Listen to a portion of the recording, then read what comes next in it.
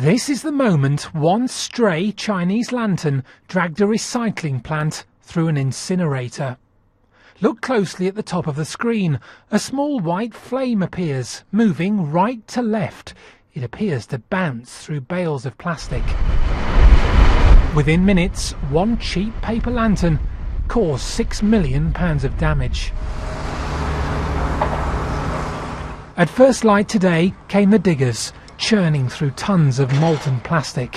One firefighter told me it was like a wall of superglue. It was very hard, yes, the kind of radiated heat coming from it. If the viewers can remember what it's like being at the big bonfire and how hot it is to stand next to it for a few minutes. Our firefighters we've stood that for hours. It's emerged that all but one available fire engine in the West Midlands was fighting this blaze at its height. Just take a look at this. This was a fire that broke down a brick wall. There are still pockets of fire still emerging, and there's concern that as some of the debris shifts, it could actually reignite in the wind. The site's owners, J-Plas, has made no further comment today. Their neighbours are suffering.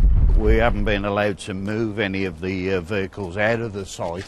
Roy Langford had to send 20 staff home for the week, and he's lost £20,000 of revenue. When you know that it's been caused by a Chinese lantern, how does that make you feel?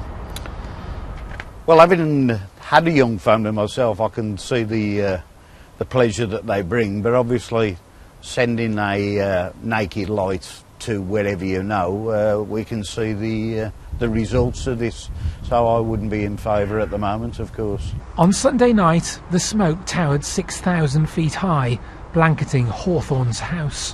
That's it, bit of moody stuff. This charity was forced to rearrange support sessions for 100 people suffering from a mental illness. A lot of the time what we do, the support that we provide is the only lifeline that our service users get. So it was really important to us to ensure that there was some continuity in service and that people weren't left at home in a state of, I suppose, loneliness and depression. As one shift ended, another started.